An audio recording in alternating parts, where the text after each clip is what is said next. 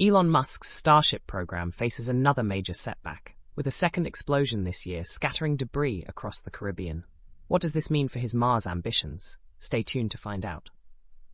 Welcome to the Elon Daily News. This podcast is created by Generative AI. Today is March 7th, 2025, and we're diving into the latest developments surrounding Elon Musk, Tesla, SpaceX, and more. Let's start with the explosive news, literally. SpaceX's Starship spacecraft suffered its second failure of the year, exploding just minutes after liftoff from Boca Chica, Texas, on March 6. The rocket, a towering 403 feet tall, was attempting to deploy mock satellites, but instead spun uncontrollably before losing contact with mission control. Debris from the explosion scattered over parts of the Caribbean, prompting the FAA to issue ground stops for several Florida airports due to space launch debris.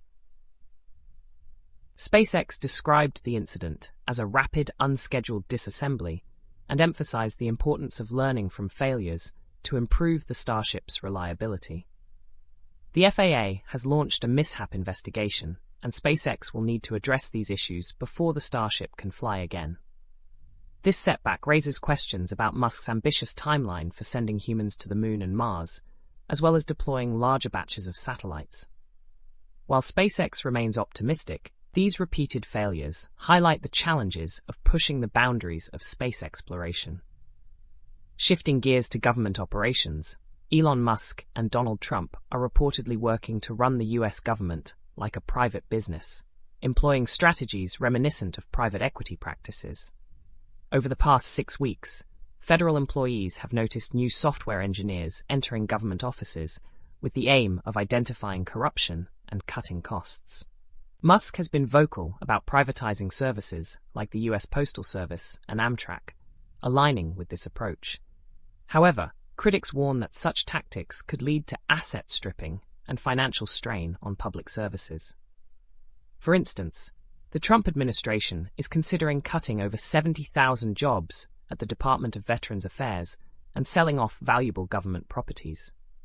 This strategy mirrors Musk's leveraged buyout of Twitter, which left the company saddled with debt, and Trump's history of ventures that often ended poorly for investors.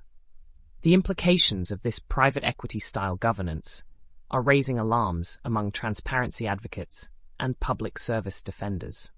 Speaking of transparency, The Intercept has revealed Elon Musk's government email address as part of its efforts to file Freedom of Information Act (FOIA) requests regarding his role in the Department of Government Efficiency, or DOGE.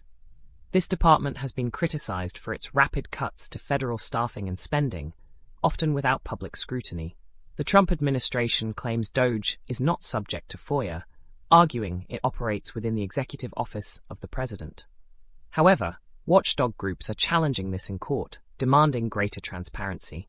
The legal battles are ongoing, and critics argue that shielding DOGE's operations undermines promises of openness in government. Now, let's talk about Tesla. The company's stock has taken a significant hit, dropping 45% from its December peak. This decline is largely attributed to investor concerns over Elon Musk's prominent role in the Trump administration and Tesla's sales performance. While Tesla shares initially surged after the election, they've since plummeted as Musk's political involvement alienates some investors. The company is also facing stiff competition from Chinese automakers and has reported declining sales in Europe, China, and the US. Protests against Musk have emerged, with some Tesla owners expressing their dissatisfaction through demonstrations and even vandalism. A recent poll shows that 32% of potential buyers would not consider purchasing a Tesla, up from 27% last year. Despite these challenges, some investors remain optimistic about Tesla's future, particularly regarding autonomous vehicles. However, skepticism persists about Musk's ability to juggle multiple high-profile roles effectively. Turning to aviation, the FAA is grappling with significant challenges, including recent plane crashes, layoffs, and outdated technology. Elon Musk has been actively trying to influence the agency, advocating for the integration of his Starlink technology into air traffic control systems. However, his involvement has sparked conflicts of interest, particularly regarding a Verizon contract he aims to take over. The FAA has also faced criticism for cutting essential jobs, further destabilizing its operations. While flying remains statistically safe, public confidence is waning, with passengers applauding upon landing, a sign of growing unease. The situation underscores the complex interplay of technology, policy, and public perception in ensuring aviation safety.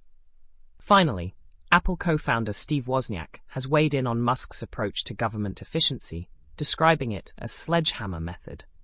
In a recent interview, Wozniak criticized the mass firings in federal agencies, advocating for a more nuanced approach to identifying inefficiencies.